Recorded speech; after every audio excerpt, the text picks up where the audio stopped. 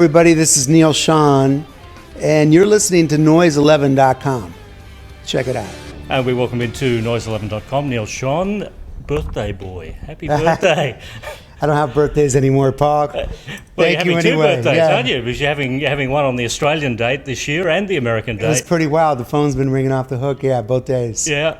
We sort of have double birthday, and then, Jonathan Cain's birthday is the day before mine on 26th. Cool. And so we're always celebrating. It seems that we're always working. Last night we had the night off and celebrated together, so it was good. Fantastic stuff. And it's a double cause for celebration this year because the album is The Calling, the song on here, Primal Scream, which is a top 10 classic rock hit in America at the moment. Primal Surge, yes, it's gone. It went top 10 in classic rock, which is I'm sort of just I can't quite believe it yet because it's even tough for the band or bands that have been established for a long time to get anything new on with vocals or with, and definitely not without vocals. And so to have this record without vocals and go into mainstream classic rock is pretty awesome. And also the first solo record for you since 2005. Yeah, I got really busy, and I suppose I just wanted to wait until I was, inspired or felt like I really knew what I wanted to do. Instead, I still didn't know what I wanted to do, which kind of worked in my favor, I think, for this record. Is, I was in a studio. We went back over to Fantasy Studios in Berkeley, California, where, we'd recorded Escape and Frontiers with Journey before, which were two of our biggest records. Mm-hmm. And, it was familiar ground many years later to walk back into the building. And, we started working on a new record, Eclipse, in there. When we completed that record, I felt like I wasn't ready to leave. And so I wasn't planning on doing a solo record, but someone was coming into the studio that we were in at that time, and they had another one, down the hall that was open and had a great drum room in it. And so I talked to the owner for a second and said, "Is it open?" And he said, "Yeah, we're open for a bit." And I got on the phone and tried to locate Steve Smith, and he said, "I'm available, I can come." And, a lot of times, some of my best ideas, I feel, come when I'm sitting in a room jamming with just drums, really not, sometimes it's a band, but, we haven't rehearsed like that in years with full band, because everybody's spread out. They're all over, Arnell's in Manila, and, Jonathan has moved to Nashville, and, Ross is in the East Bay, Dean's in Oregon. And so it's really tough to get everybody together unless we're going to rehearse, for a few days before we go out on tour. And I've always enjoyed just playing with drums and writing with drums. I loop a lot at home, with looping machines. I've got like a little Roland set up with some little computer speakers in a couple of the different rooms and with guitars all over the place. And when I get an idea, I kind of lay it down immediately. It's sort of like the old concept in the old days of a cassette recorder. I always had a cassette recorder when I was writing for the band in the old days. And anytime I got a riff or an idea, I'd lay it down so you don't forget it. And now, it's more sophisticated with a loop. You can get some sort of a drum pattern happening. They have drum machines in there. And I went into the studio. Smith was available for 4 days. And we just sort of went at it. And I contacted Igor Lynn, the other keyboard player that I had done a couple other records with, solo records, and he was available. And so I felt the best way to get as much done as possible was to set Igor up with his own Pro Tool set the other side of the room, and just have Smith and I work on the tunes that we're going to come up with. So I brought in the samplers and looping machines, the devices that I had all my ideas in, and plugged them into the board and listened to a couple ideas, and I'd stop and I go, "That one sounds pretty cool, let's do something with that." Yeah. And so then I'd get Smith, instead of having a drum machine, I'd get him to go out and loop himself for about 8 bars, and I'd loop him in Pro Tools, and I said, "Why don't you go have lunch for a second, give me like about 20 minutes to organize all this, whatever I have in my head." And so I take a rhythm guitar and just, sort of organize it in a sense where, there's an intro, there's a melody for a verse, whatever you want to call it, because it's instrumental.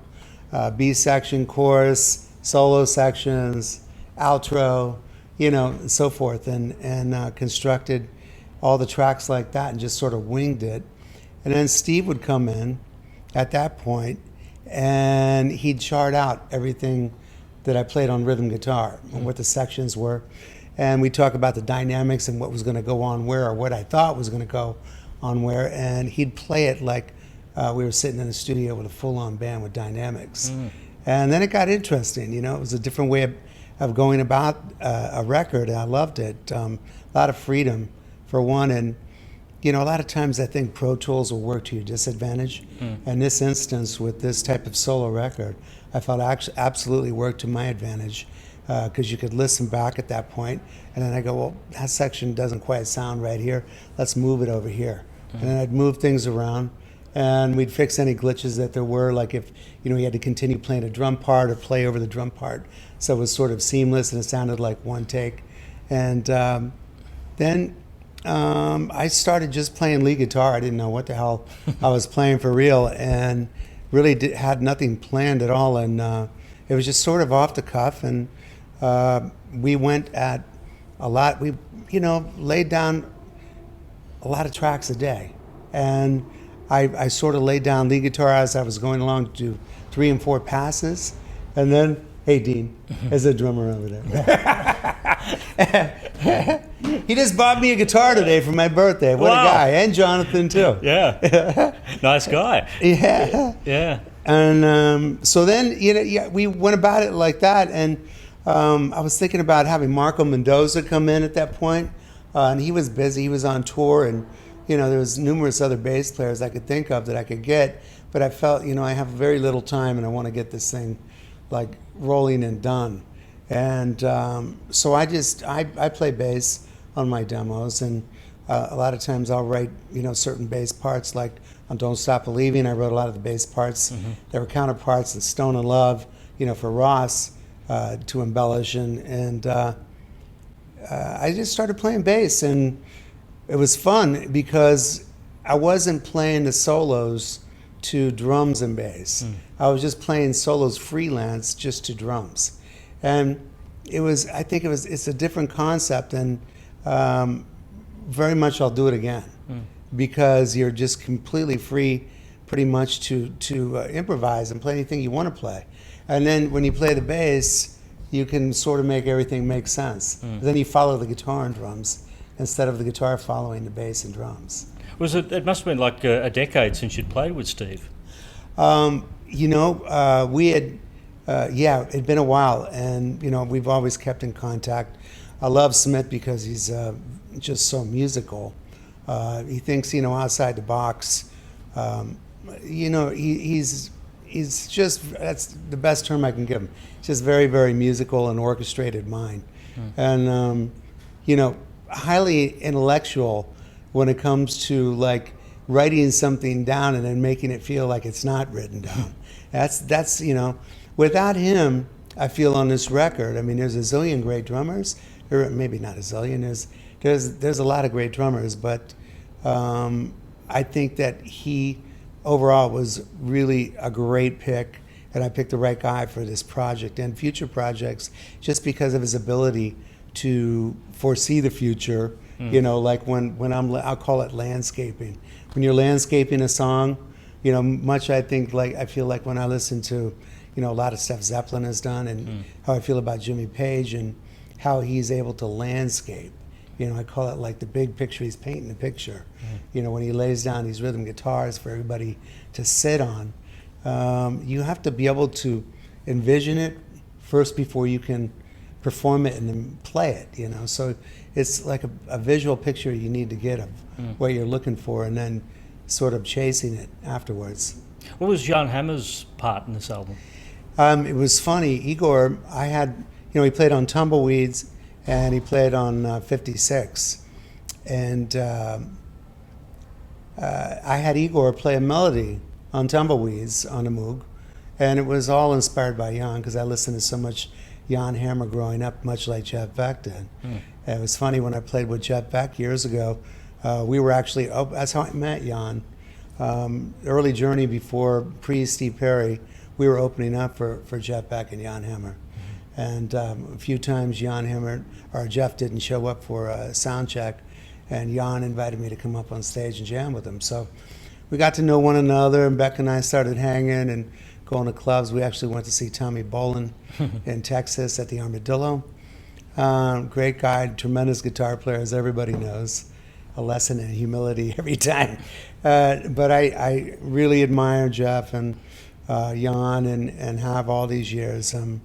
Jan Hammer is just an extraordinarily gifted, talented musician that is light years beyond, I think, anyone, you know. I just understand where his head is at, what he means when he plays. I feel it. I feel the emotion. I feel his, sense of where he's coming from.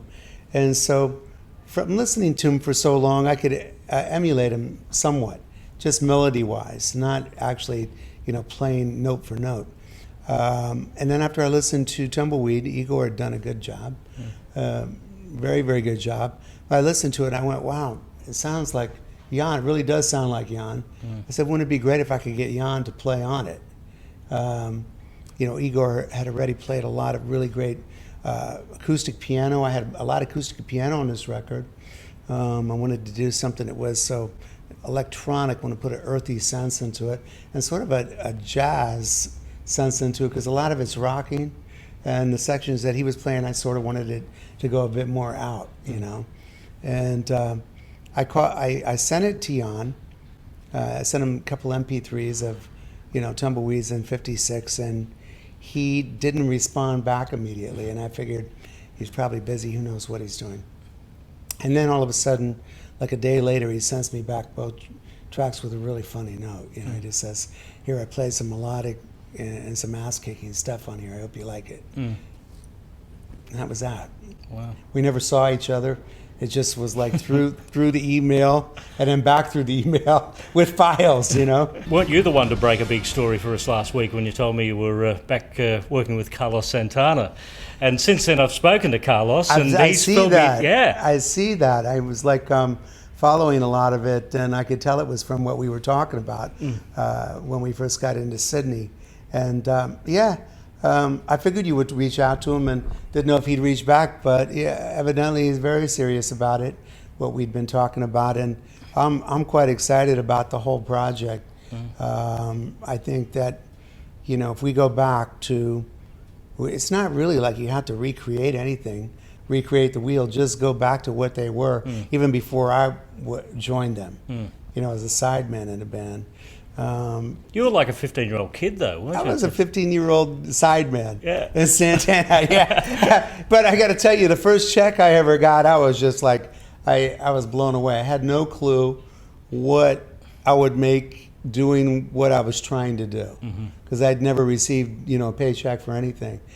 Playing guitar before, I just played it out of love, and for the instrument and music itself. And it's funny, I played a few gigs with them when they gave me my first check, and I think it was for $10,000. And I didn't have a license yet, a driver's license, or anything. And I said, I'm going to buy a car. So my buddy at the time I was playing with, the bass player, 9-year Woodridge, he was in a band with him called Old Davis. He took me down, and I was looking at Mercedes. I was going to buy a Mercedes. And for a first car, right, without a license. And I walked into the place, and I had a big fro, looked like a little hippie kid. And the guy would not wait on me. He thought I was just, some stupid kid. And so I got fed up, and I walked out. And I went over to British Motors and saw a new Jaguar. It was an XJ6 the first year they came out with them. And I said, whoever's going to wait on me first here, I'm going to buy this thing cash. And so the guy came over, long story short, and got the car. 9-year drove it out of there with me in the passenger seat. Yeah. And I got my license about a week later, and that was my first car. And later traded it to my mother's. My mother worked for an attorney at the time, and he had a Maserati Ghibli. And he wanted the Jag, and I wanted the Maserati. So, Swap. And then I got so many freaking speeding tickets. It was like the judge was going to take away my license. I think I got 6 or 7 in 1 month with 90 miles an hour or faster. And I was trying to explain to the judge that I was absolutely not driving unsafe. It was just that the car didn't want to go any slower. She goes, right. Okay, I'm going to tell you what you're going to do. You're going to sell that fucking car, and you're gonna if you get another ticket, you're gonna lose your license for 3 years. So you're on the 2 Santana albums. The second one, Caravanserai, was pretty much where you and Greg left after that, didn't you? Right. And Journey began. Yeah, the third record, after I was hanging out with the band while they were recording the Raxus record, and I was just getting to know everyone. I had met Greg, and we were hanging out quite a bit. And then I met Herbie, my old manager, which was actually a guitar tech for Carlos at the time, and worked within the road crew in Santana. Met Jackie Villanueva, and John Villanueva, 2 brothers that worked for the Santana band and the crew. And Jackie was actually the one that was responsible for finding me in the peninsula when I lived down in San Mateo with my folks, and introduced me to Alvin Bishop first. Alvin used to play in San Francisco at the Keystone Corner, which was Michael Bloomfield's old little hangout that he used to jam in with, Paul Butterfield, and when all his stuff, the Electric Flag and all that. And then Elvin, when Michael passed, Elvin sort of took it over and played there quite a lot. And on Tuesday nights, it was like a jam night where they'd feature all the up-and-coming guitar players from all over the Bay, East Bay, San Jose, from everywhere that anybody could drive within a reasonable amount of time. And I held that title there for a while as being like the little gunslinger, and the owner of the club was very cool. I was obviously underage, so I think I was 14 and a half, maybe 15 by then. But they agreed. Jackie talked them into letting me come into the club and just hang out downstairs in the basement until it was time to play, and then they'd let me come up and play, and then I had to leave immediately afterwards. And then Elvin, I became good friends with Elvin and played there quite a lot. Jackie then, I found out he was working with Santana, and I'd already been hanging out with Greg, and it was sort of a natural progression how everything happened.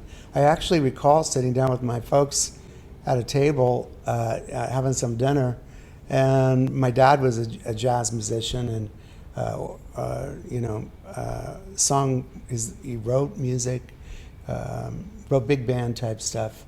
My mom was a singer, and when they first met, when I was born in the Air Force, and I remember sitting down with them eating and saying, I think I'm going to be in Santana.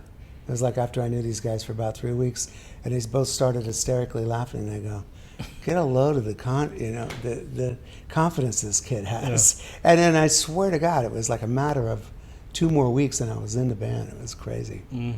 Yeah. And then I guess Ross and you were 40 years on the original members of Journey now. Right. Yeah, we were talking about that last night at dinner when we all went out, and Ross and I have been there for a long time.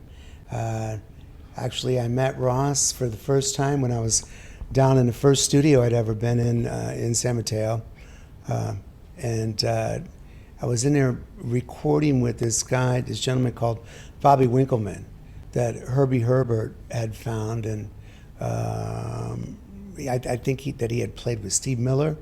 He had a bunch of tracks that were recorded, and they wanted me to come in and put some lead guitar on it. And so I did, and it was really wild. At the time, they actually had Billy Connors playing lead guitar on the track, and I listened to it, and I was amazed. I thought he sounded incredible. He was like with Return to Forever.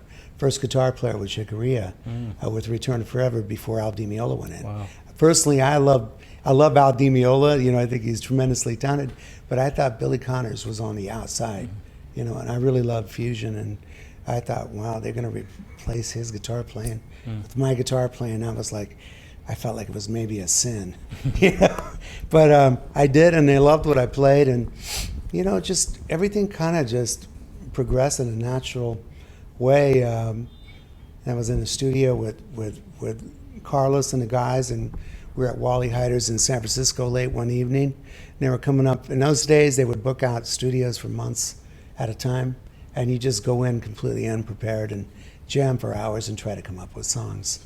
Instead, they were trying to compile material for what would be their third record.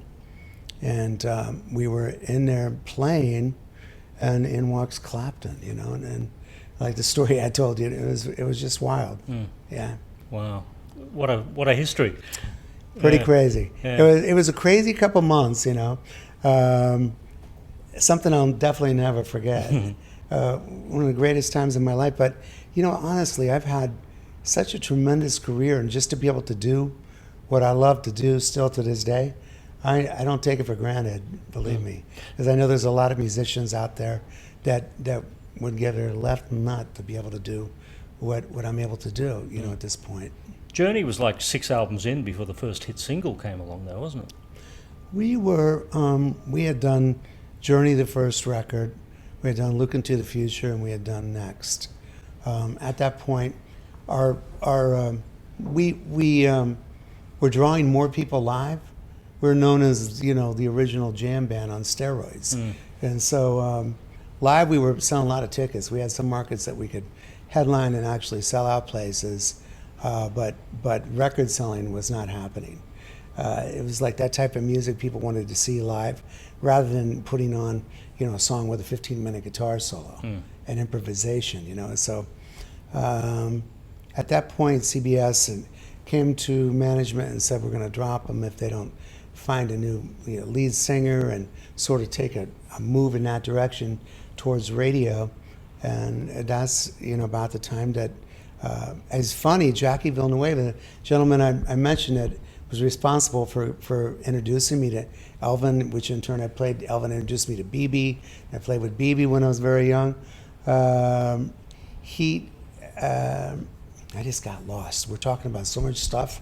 Well, what were you just asking me? Well, just talking about how far you were in until that first hit single came along. Oh, okay. So yeah, we did the 3 records, and then, you know, CBS came to us and said, if you don't get a lead singer, we're going to drop you. And so I felt we had a lead singer. We had Greg Raleigh, you know.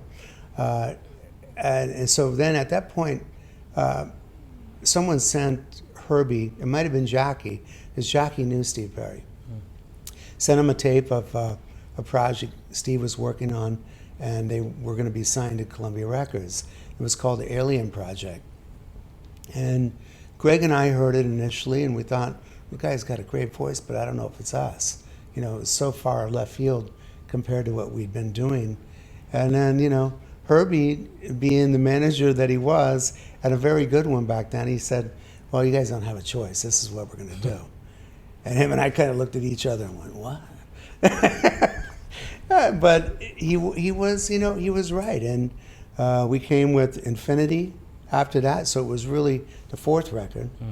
And, you know, Lights hit the radio, Wheel in the Sky hit the radio, and we were off and running. Any Way You Want It went top 10. Any Way You Want It was on the next record, I believe, after that, Evolution.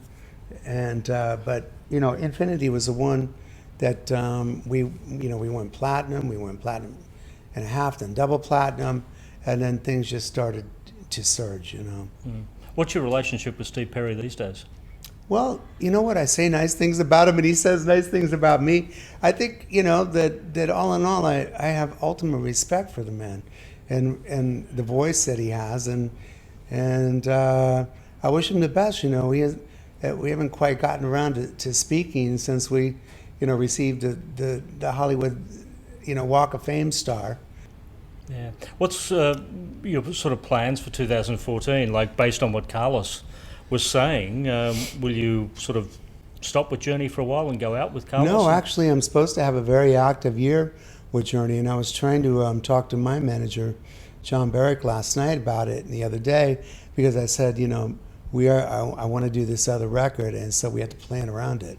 I really feel that if we compile the material, or Carlos comes up with material, whatever he wants to do, we can go in and knock it out relatively painlessly, and keep it inspired and not too rehashed or too thought out. And I feel that I'll make it work. Yeah. Well, quite a story you've got to tell there, Neal, and it's good to hear it face to face from you here at noise11.com. Thank you.